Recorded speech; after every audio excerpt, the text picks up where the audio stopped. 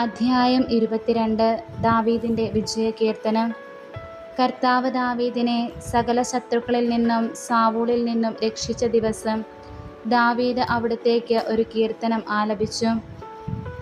കർത്താവല്ലോ ഉന്നതശിലയും ദുർഗവും എൻ്റെ വിമോചകനും എൻ്റെ ദൈവവും. എനിക്ക് അഭയം തരുന്ന പാറയും പരിചയും രക്ഷാശൃംഗവും അഭയകേന്ദ്രവും എൻ്റെ രക്ഷകനും അവിടുന്നാണ്. അങ്ങനെ ആക്രമണത്തിൽ നിന്ന് രക്ഷിക്കുന്നു. സ്തുത്യർഹനായ കർത്താവിനെ ഞാൻ വിളിച്ചപേക്ഷിക്കുന്നു. അവിടുന്ന് എന്നെ ശത്രുക്കളിൽ നിന്ന് രക്ഷിക്കും. മൃത്യുതരംഗങ്ങൾ എന്നെ വലയം ചെയ്തു. വിനാശത്തിൻ്റെ മഹാപ്രവാഹങ്ങൾ എന്നെ ആക്രമിച്ചു. പാതാളപാശങ്ങൾ എന്നെ ചുറ്റി. മരണം എനിക്ക് കെണിയൊരുക്കി. കഷ്ടതയിൽ ഞാൻ കർത്താവിനെ വിളിച്ചപേക്ഷിച്ചു. എൻ്റെ ദൈവത്തോട് ഞാൻ നിലവിളിച്ചു. അവിടുന്ന് തൻ്റെ ആലയത്തിൽ നിന്ന് എൻ്റെ അപേക്ഷ കേട്ടു. എൻ്റെ നിലവിളി അവിടുത്തെ കാതുകളിലെത്തി. കർത്താവിൻ്റെ കോപത്തിൽ ഭൂമി ഞെട്ടിവിറച്ചു. ആകാശത്തിൻ്റെ അടിസ്ഥാനങ്ങൾ ഇളകി. അവിടുത്തെ നാസികയിൽ നിന്ന് ധൂമപടലമുയർന്നു. വായിൽ നിന്ന് സർവ്വവും വിഴുങ്ങുന്ന അഗ്നി പുറപ്പെട്ടു. ജ്വലിക്കുന്ന കനലുകൾ ആളിക്കത്തി. ആകാശം ചായ്ച്ച് അവിടുന്ന് ഇറങ്ങി വന്നു. കൂരിരുളിനുമേൽ അവിടുന്ന് പാദമുറപ്പിച്ചു. കെരൂബിനെ വാഹനമാക്കി അവിടുന്ന് പറന്നു. കാറ്റിൻ്റെ ചിറകുകളിൽ അവിടുന്ന് പ്രത്യക്ഷനായി. അന്ധകാരം കൊണ്ട് അവിടുന്ന് ആവരണം ചമഞ്ഞു. ജലം നിറഞ്ഞ കാർമേഘങ്ങൾ വിതാനവും. അവിടുത്തെ മുൻപിൽ ജ്വലിക്കുന്ന തേജസ്സിൽ നിന്ന് തീക്കനൽ പാറി. കർത്താവ് ആകാശത്തിൽ ഇടിമുഴക്കി. അത്യുന്നതൻ്റെ ശബ്ദം മുഴങ്ങിക്കേട്ടു. അവിടുന്ന് അമ്പയച്ച് അവരെ ചിതറിച്ചു. മിന്നൽ പിണർകൊണ്ട് അവരെ പായിച്ചു. അവിടുത്തെ നാസികയിൽ നിന്ന് ഉദ്ഗമിച്ച ക്രൂരനിശ്വാസത്താൽ സമുദ്രത്തിൻ്റെ ഉൾച്ചാലുകൾ കാണപ്പെട്ടു. ഭൂമിയുടെ അടിസ്ഥാനങ്ങൾ നഗ്നമാക്കപ്പെട്ടു. അത്യുന്നതങ്ങളിൽ നിന്ന് കൈനീട്ടി അവിടുന്ന് എന്നെ പിടിച്ചു. പെരുവെള്ളത്തിൽ നിന്ന് അവിടുന്ന് എന്നെ പൊക്കിയെടുത്തു. പ്രബലനായ ശത്രുവിൽ നിന്നും എന്നെ വെറുത്തവരിൽ നിന്നും അവിടുന്ന് എന്നെ രക്ഷിച്ചു. അവർ എൻ്റെ ശക്തിക്ക് അതീതരായിരുന്നു.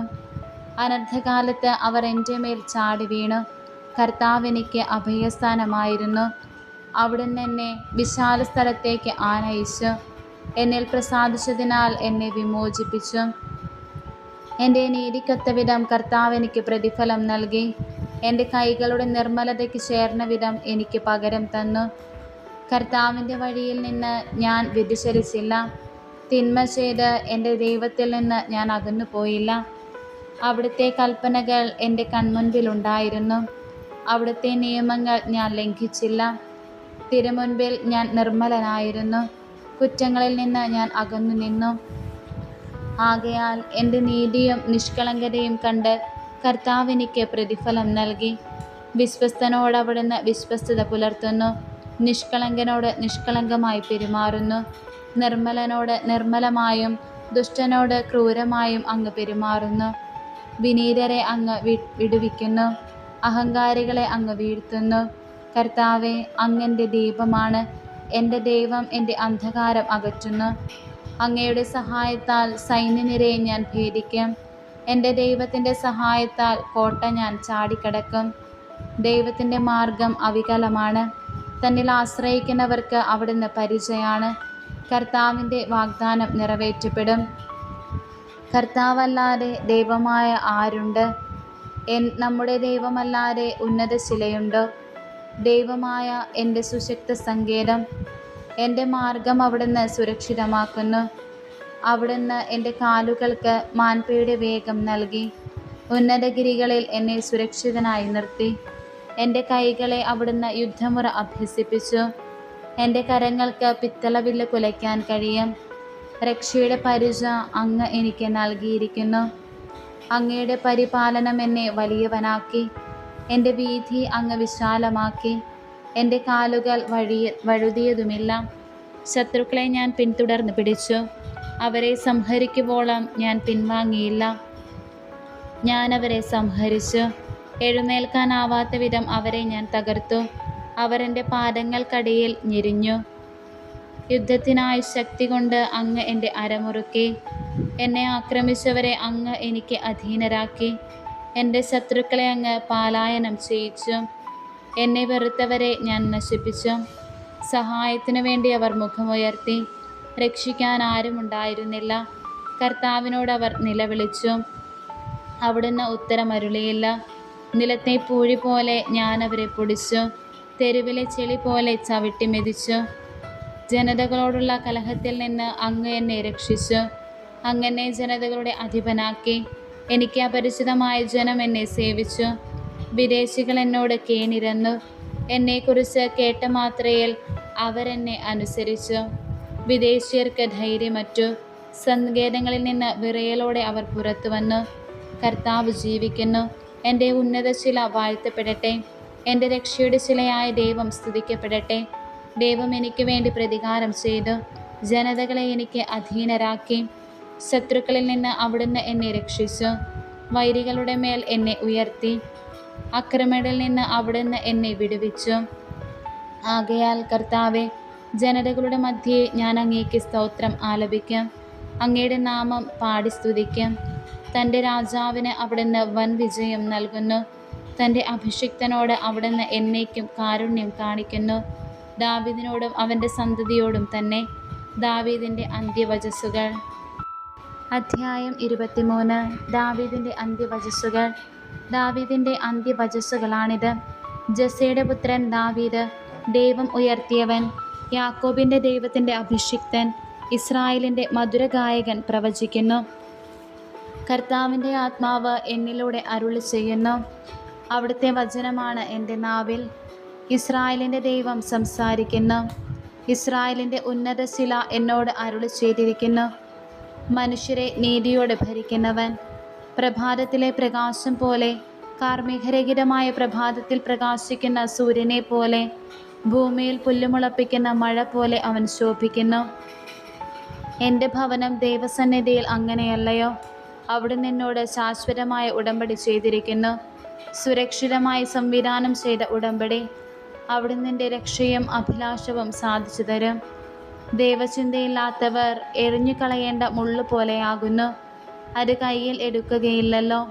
കമ്പിയോ കുന്തത്തിൻ്റെ പിടിയോ കൊണ്ടല്ലാതെ ആരും അത് തൊടുന്നില്ല. അത് നിശേഷം ചുട്ടുകളയും. ദാവീദിൻ്റെ വീരയോദ്ധാക്കൾ. ദാവീദിൻ്റെ വീരയോദ്ധാക്കൾ. തഹ്കേമോന്യനായ യോശേബ് ബാഷേബത്ത്. അവൻ മൂവരിൽ പ്രധാനനായിരുന്നു. അവൻ കുന്തം കൊണ്ട് 800 പേരെ ഒന്നിച്ചു കൊന്നു. മൂവരിൽ രണ്ടാമൻ അഹോഹിയുടെ മകനായ ദോദോയുടെ മകൻ എലയാസർ. ഫിലിസ്ത്യരോടുള്ള യുദ്ധത്തിൽ ഇസ്രായേലിയർ ഓടിയപ്പോൾ അവൻ ദാവീദിനോട് ചേർന്ന് നിന്ന് അവരെ ചെറുത്തു.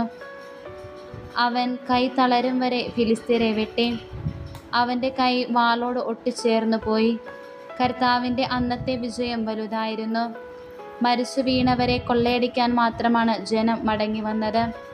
മൂന്നാമൻ ഹരാര്യനായ ആഗയുടെ മകൻ ഷമ്മ. ഫിലിസ്ത്യർ ലേഹിയിൽ ഒരുമിച്ച് കൂടി. അവിടെ ചെറുപയർ നട്ടിരുന്ന ഒരു വയൽ ഉണ്ടായിരുന്നു. ജനം ഫിലിസ്ത്യരുടെ മുന്നിൽ നിന്ന് ഓടിപ്പോയി. എന്നാൽ ഷമ്മ വയലിൻ്റെ നടുവിൽ നിന്ന് അതിനെ കാത്തു. അവൻ ഫിലിസ്ത്യരെ കൊന്നു. കർത്താവ് വലിയ വിജയം നൽകി. 30 പ്രമാണികളിൽ 3 പേർ കൊയ്ത്തുകാലത്ത് അദുല്ലാം ഗുഹയിൽ ദാവീദിൻ്റെ അടുക്കൽ ചെന്നു. അപ്പോൾ ഒരു കൂട്ടം ഫിലിസ്ത്യർ റഫായിം താഴ്വരയിൽ പാളയമടിച്ചിരുന്നു. ദാവീദ് ദുർഗത്തിലായിരുന്നു. ഫിലിസ്ത്യരുടെ കാവൽ പട്ടാളം ബത്ലഹേമിലും. ദാവീദ് ആർത്തിയോടുകൂടെ പറഞ്ഞു, ബത്ലഹേമിലെ പട്ടണവാതിൽക്കലെ കിണറ്റിൽ നിന്ന് എനിക്ക് കുടിക്കാൻ കുറച്ച് വെള്ളം ആരെങ്കിലും കൊണ്ടുവന്നിരുന്നെങ്കിൽ. അപ്പോൾ ഈ 3 വീരന്മാർ ഫിലിസ്തീയ താവളം ഭേദിച്ചു കടന്ന് ബത്ലഹേം പട്ടണവാതിൽക്കലെ കിണറ്റിൽ നിന്ന് വെള്ളം കോരി ദാവീദിന് കൊണ്ടുവന്ന് കൊടുത്തു. എന്നാൽ അത് കുടിക്കാൻ അവന് മനസ്സ് വന്നില്ല. അവനത് കർത്താവിന് നൈവേദ്യമായി ഒഴുക്കി. അവൻ പറഞ്ഞു, കർത്താവേ, ഞാനിത് കുടിക്കുകയില്ല. സ്വജീവൻ പണയപ്പെടുത്തി ഇവരുടെ രക്തം കുടിക്കുന്നതിന് തുല്യമായിരിക്കുമല്ലോ അത്. അതുകൊണ്ട് അവനത് കുടിച്ചില്ല. ആ 3 വീരന്മാർ ഇങ്ങനെ ചെയ്തു. സെരായയുടെ മകൻ യോവാബിൻ്റെ സഹോദരൻ അബിഷായി 30 പേരുടെ തലവനായിരുന്നു. അവൻ കുന്തം കൊണ്ട് 300 പേരെ കൊന്ന് 30 പേരുടെ ഇടയിൽ പേര് നേടി. അവൻ 30 പേരിൽ ഏറ്റവും പ്രശസ്തനായിരുന്നു. അവൻ അവരുടെ തലവനുമായി തീർന്നു. എങ്കിലും അവൻ 3 പ്രശസ്തി നേടിയില്ല. കബ്സേലിൽ നിന്നുള്ള യഹോയാദായുടെ മകൻ ബനായിയ ഒരു ശൂരപരാക്രമിയായിരുന്നു. 2 മോവാബി യോദ്ധാക്കളെ കൊന്നതുൾപ്പെടെ പല ധീരകൃത്യങ്ങളും അവൻ ചെയ്തു. ഹിമപാതമുണ്ടായ ഒരു ദിവസം അവൻ ഒരു ഗുഹയിൽ കടന്നൊരു സിംഹത്തെ കൊന്നു. അവൻ ഭീമാകാരനായ ഒരു ഈജിപ്തുകാരനെയും കൊന്നു. ഈജിപ്തുകാരുടെ കയ്യിൽ ഒരു കുന്തമുണ്ടായിരുന്നു. ബനായിയ ഒരു വടിയുമായി ചെന്ന് കുന്തം പിടിച്ചു പറിച്ച് അതുകൊണ്ട് തന്നെ അവനെ കൊന്നു. യഹോയാദയുടെ മകൻ ബനായിയ ഇത് ചെയ്തത് 30 ധീരന്മാരുടെ ഇടയിൽ പേരെടുത്തു. 30 പേരുടെ കൂട്ടത്തിൽ അവൻ അതിപ്രശസ്തനായിരുന്നു. എങ്കിലും 3 എത്തിയില്ല. ദാവീദ് അവനെ തൻ്റെ അംഗരക്ഷകന്മാരുടെ തലവനാക്കി. യോവാബിൻ്റെ സഹോദരർ അഹഹേലായിരുന്നു 30 പേരിൽ ഒരുവൻ. ബത്ലഹേംകാരനായ ദോദോയുടെ മകൻ എൽഹാനാൻ, ഹരോദിയിലെ ഷെമ്മായും ഏലീക്കായും, പെലേത്യനായ ഹേലേസ്, തെക്കോവായിലെ ഇക്കേഷിൻ്റെ മകൻ ഈര, അനാത്തോത്തിലെ അബിയേസർ, ഹൂഷാത്യനായ മൊബുന്നായി, ആഹോഹ്യനായ സൽമോൻ, നെത്തോഫായിലെ മഹരായി, നെത്തോഫായിലെ ബാനായുടെ മകൻ ഹേലെബ്, ബെഞ്ചമിൻകാരുടെ ഗിബയായിലെ റിബന്നായുടെ മകൻ ഇത്തായി, പിറാഥോണിലെ ബനാണിയ, ഹാഷിലെ അരുവികൾക്കടുത്തുള്ള ഹിദ്ദായി, അർബാക്യനായ അബിയാൽബോൻ, ബഹ്റൂമിലെ അസ്മാവത്ത്, ഷാൽബോനിലെ എലിയാഹ്വ. യാഷേൻ്റെ പുത്രന്മാർ ജോനാഥൻ, ഹരാറിലെ ഷമ്മ, ഹരാറിലെ ഷറാറിൻ്റെ മകൻ അഹിയാം, മാഘായിലെ അഹസ്ബായിയുടെ മകൻ എലേഫെലെത്ത്, ഗിദോയിലെ അഹിത്തോഫെലിൻ്റെ മകൻ എലിയാം, കാർമലിലെ ഹെസ്ര, അർബയിലെ പരായി, സോബായിലെ നാഥാൻ്റെ മകൻ ഇഗാൽ, ഗാദിലെ ബിനി, അമ്മോനിലെ സേലെക്, സെരുയായുടെ മകൻ യോവാബിൻ്റെ ആയുധവാഹകനായ ബരോത്തിലെ നഹറായി, ഇത്രായിലെ ഈരായും ഗാബേരും, ഹിത്യനായ ഊറിയ. ആകെ 37 പേർ. അധ്യായം 24. ദാവീദ് ജനസംഖ്യ എടുക്കുന്നു. കർത്താവ് വീണ്ടും ഇസ്രായേലിനോട് കോപിച്ചു. അവരെ കഷ്ടപ്പെടുത്താൻ ദാവീദിനെ പ്രേരിപ്പിച്ചു. നീ ചെന്ന് ഇസ്രായേലിലെയും യൂദായിലെയും ആളുകളുടെ എണ്ണമെടുക്കുക എന്ന് കർത്താവ് അവനോട് കൽപ്പിച്ചു. രാജാവ് യോവാബിനോടും സൈന്യത്തലവന്മാരോടും പറഞ്ഞു, ദാൻ മുതൽ ബേർശബ വരെയുള്ള ഇസ്രായേൽ ഗോത്രത്തിലെ ജനത്തെ എണ്ണുക, എനിക്ക് സംഖ്യ അറിയണം.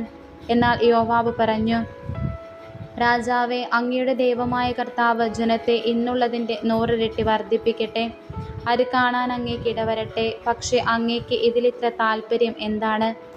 യോവാബും പടനായകന്മാരും രാജകൽപ്പനയ്ക്ക് വഴങ്ങി. ഇസ്രായേൽ ജനത്തെ എണ്ണാൻ അവർ രാജസന്നിധിയിൽ നിന്ന് പുറപ്പെട്ടു.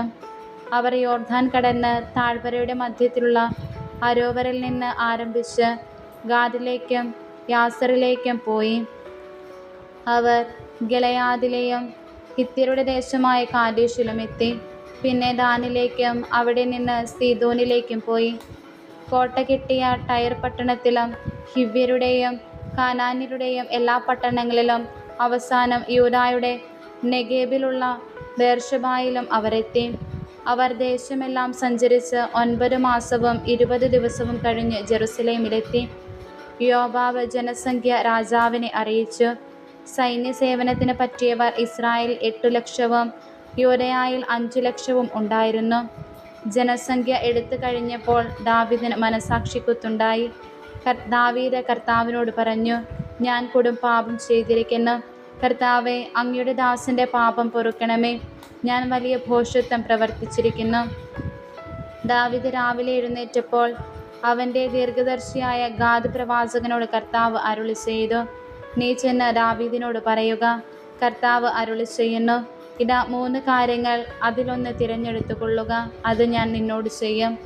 ഗാദ് ദാവീദിൻ്റെ അടുക്കൽ വന്നു പറഞ്ഞു, നിന്റെ രാജ്യത്ത് 3 വർഷം ക്ഷാമമുണ്ടാകുകയോ നീ ശത്രുക്കളിൽ നിന്ന് 3 മാസം ഒളിവിൽ പാർക്കുകയോ നിന്റെ രാജ്യത്ത് 3 ദിവസം പകർച്ചവ്യാധി ഉണ്ടാവുകയോ ഏത് വേണം?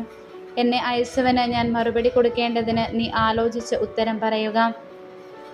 ദാവീദ് ഗാദിനോട് പറഞ്ഞു, ഞാൻ വലിയ വിഷമത്തിലായിരിക്കുന്നു.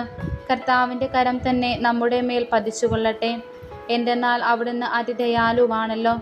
എന്നാൽ ഞാൻ മനുഷ്യരുടെ പിടിയിൽ അകപ്പെടാതിരിക്കട്ടെ. അങ്ങനെ അന്ന് പ്രഭാതം മുതൽ നിശ്ചയിച്ച സമയം വരെ കർത്താവ് ഒരു പകർച്ചവ്യാധി അയച്ചു. ദാൻ മുതൽ ബേർശേബ വരെ ജനത്തിൽ 770,000 പേർ മരിച്ചു. കർത്താവിൻ്റെ ദൂതൻ ജെറുസലേം നശിപ്പിക്കാൻ കൈനീട്ടിയപ്പോൾ കർത്താവ് ആ തിന്മയെപ്പറ്റി അനുതപിച്ചു. സംഹാരദൂതനോട് അവിടുന്ന് കൽപ്പിച്ചു, മതി, കൈ പിൻവലിക്കുക. കർത്താവിൻ്റെ ദൂതൻ ജബൂസ്യനായ അരവ്നായുടെ മെതിക്കളത്തിനടുത്തായിരുന്നു. സംഹാരദൂതനെ കണ്ട് ദാവീദ് കർത്താവിനോട് അപേക്ഷിച്ചു, ഞാനല്ലേ കുറ്റക്കാരൻ? തെറ്റു ചെയ്തത് ഞാനല്ലേ? ഈ പാവപ്പെട്ട ജനം എന്ത് ദോഷം ചെയ്തു? എന്നെയും എൻ്റെ പിതൃഭവനത്തെയും ശിക്ഷിച്ചാലും. അത് തന്നെ ഗാദ് ദാവീദിൻ്റെ അടുക്കൽ ചെന്നു പറഞ്ഞു,